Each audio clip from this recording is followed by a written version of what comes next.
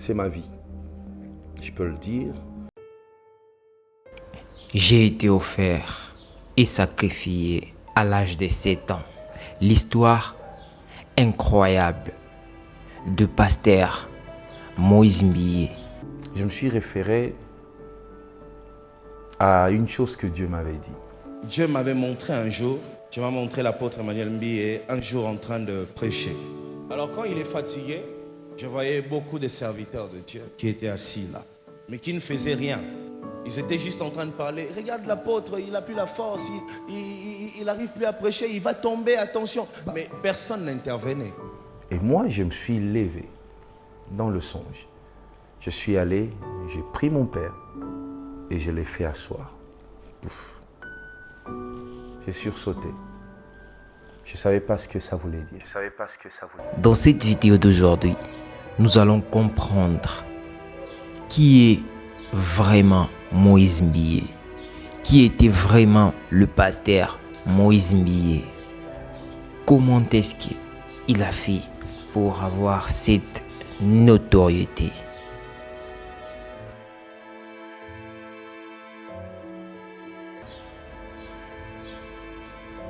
Le pasteur Moïse Mbié, né selon les sources le 7 mars 1962 à Matete.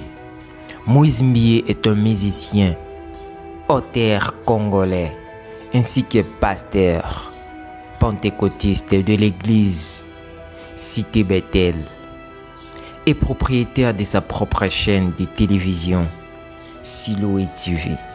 Il est 5e d'une fratrie de 9 enfants. Son père, au nom de Emmanuel Mbié Moulaya, il est le fondateur de l'église Cité Bethel, où il devient lui-même pasteur.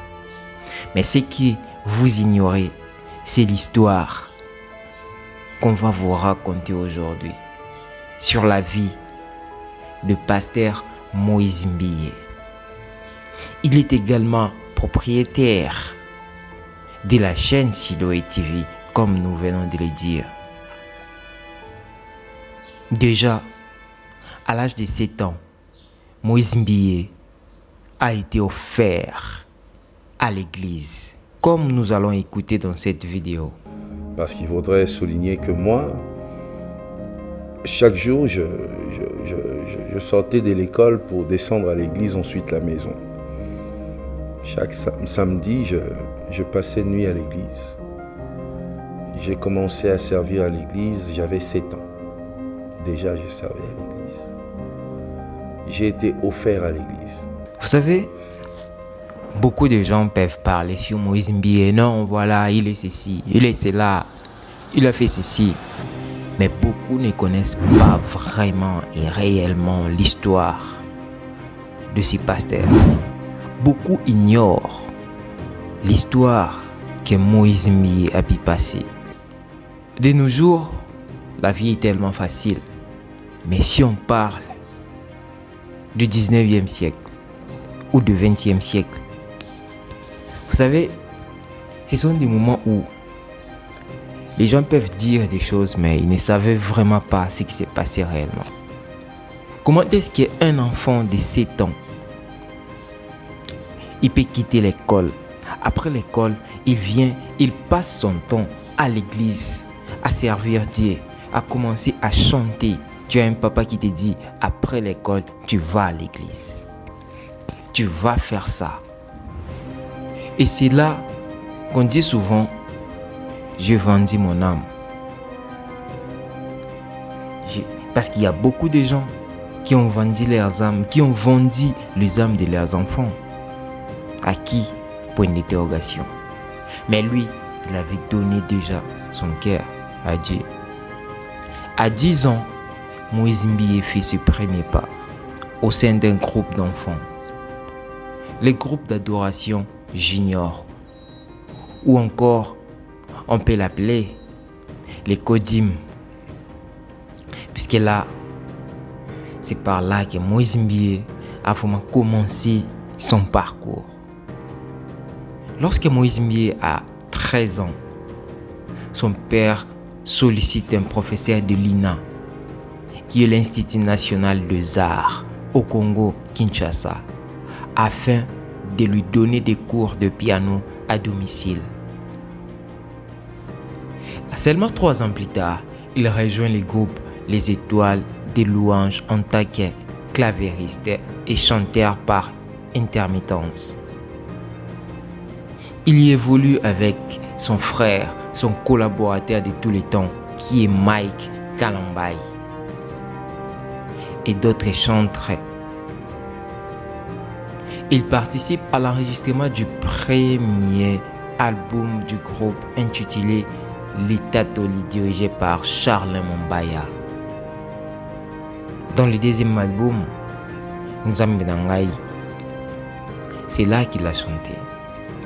Il fait sa première apparition dans la chanson Alléluia, composée par son père Emmanuel Mbiye.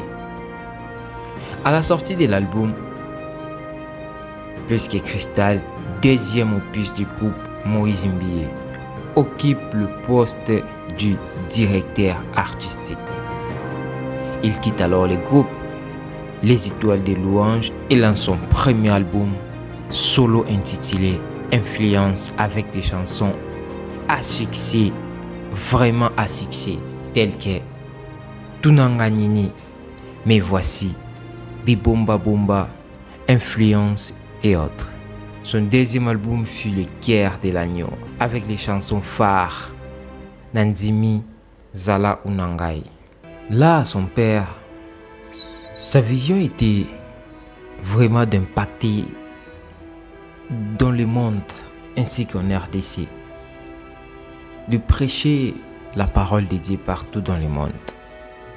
Et mon père a commencé à eu l'idée d'implanter des églises un peu partout, de créer une grande communauté. Alors, sa vision était que la cité Bethel soit représentée dans toutes les provinces de la RDC. C'est ainsi on parlera de l'histoire du ministère pastoral de Moïse Mbiye, puisque cela fait partie de sa vie. Moïse Mbiye suit des formations en prédication à l'église Cité Bethel avant d'intégrer une école de théologie, c'était en 2007. Et c'est de 2007 à 2009, Moïse Mbiye a pris vraiment des bons encadrements. Il a été bien encadré. Moïse Mbiye s'engage à l'œuvre missionnaire et on lui confie ainsi la charge d'implanter l'église Cité Bethel à l'est de la RDC ainsi qu'au Congo central. Et par la suite, il devient coordonnateur président de la jeunesse de la Cité Bethel, JMC, ce qui signifie Jeunesse missionnaire pour Christ. Et enfin, il a eu son diplôme de théologie. Moïse Mbiye continue son ministère pastoral et devient le prédicateur à la Cité Bethel. À la suite de la maladie de son père, qui a été vraiment paralysant du côté de Moïse Mbiye, son père Emmanuel Mbiye Moulaya, fondateur de la communauté Cité Bethel, l'église va alors sombrer dans une crise. Et après sa mort, Mbiye est désigné comme intérimaire pour les remplacer au poste de secrétaire général, confirmé 4 mois après. Mais cette histoire cache beaucoup de choses. Le 30 août 2021, son père meurt en Europe à la suite d'une maladie. Et le 15 septembre 2021, Moïse Mbiye lui succède à la tête de l'église Cité Bethel comme représentant légal après un vote de 37 voix sur 53. Ce qui signifie Moïse Mbiye jusqu'à présent, il est toujours en tête de Cité Bethel. Et vraiment, il fait très bien son travail. Que Dieu lui bénisse. Le 21 janvier 2020, un scandale sexuel qui avait paralysé presque toute l'église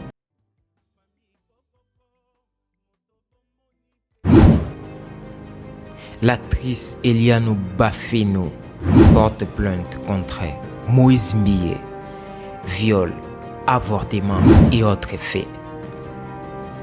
Dans des menaces de mort, les avocats de l'actrice demandent alors au gouvernement de saisir l'Interpol pour ramener Moïse Mbiye, officiellement partir, finir le mixage de son prochain disque en Europe. L'instruction de l'affaire est immédiatement mise en route par les parquets près le tribunal de la grande instance de Kinshasa-Gombe. L'affaire tourne alors au règlement des comptes. L'avocat d'Eliane Bafeno qui dépose la plainte, Justin Lunanga, est blessé par balle le 26 janvier et des sextapes mettant en scène les pasteurs sortent sur internet. Un autre chanteur évangéliste, Michel Bakenda, annonce le 3 février s'est retiré de la vie publique à la suite de l'apparition de photos de lui nu. Il avait été mis en garde à vue la veille avec des membres du groupe musical de Mbiye. Lors de leur arrestation, le musicien de Mbiye et Bakenda semblent malades. Dans les heures qui suivent, ils présentent de graves saignements. Le 21 février, le médecin annonce avoir trouvé de l'arsenic dans leur sang. Une nouvelle affaire se greffe à la première. La première audience avait eu lieu le 3 février 2020. Et nous faisons confiance à ces parquets et l'instruction vous donnera la suite. Mais nous sommes contents en tout cas, vive la justice,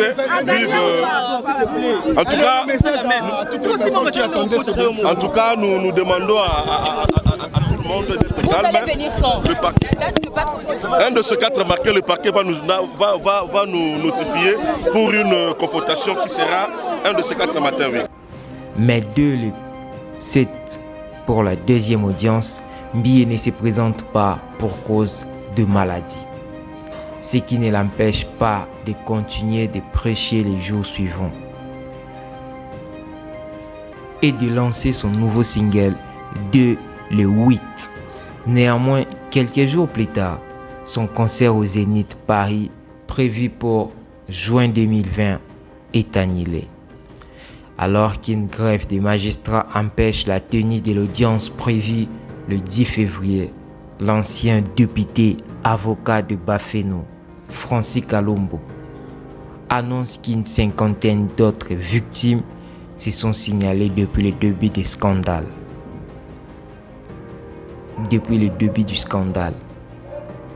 Et que les preuves apportées sont accablantes pour les pasteurs. Le 30 septembre 2020, l'affaire est classée sans suite par le procureur général de Kinshasa-Gombe.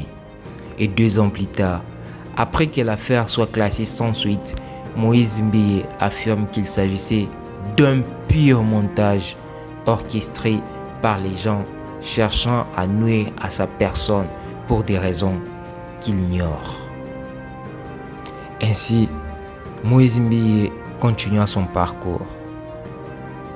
Comme nous vous le disons, le 11 juin 2022, il sort un nouvel album intitulé Royal, qui a été un succès incroyable, annoncé comme probablement son dernier album Royal est composé de 13 titres, où on y trouve plusieurs styles, rumba et urbain soukous, dont Esimbite, sorti 3 jours avant la sortie officielle de l'album. Le 29 septembre 2022, à la veille de la sortie de son nouveau clip Bilaka Yabomwana, Moïse Mbiye redit vouloir arrêter sa carrière musicale afin de se consacrer à son ministère pastoral et à son futur mariage. Déjà, tenez-vous bien puisque là, on va vous dévoiler dans les jours qui viennent la femme qui pourrait bien rester dans les cœurs de notre si cher pasteur Moïse Mbiye, qui va bientôt se marier si réellement Dieu le veut. Ainsi, pour aujourd'hui, nous allons nous arrêter par ici. Que Dieu vous bénisse. Et pour tous ceux qui ont été là, ne quittez pas surtout la vidéo avant de vous abonner à la chaîne. Et dites-nous en commentaire qu'est-ce que nous avons manqué de vous dire dans cette vidéo. Et surtout, laissez-nous des petits j'aime pour que la vidéo soit visible par tous. Ainsi nous vous disons, portez-vous bien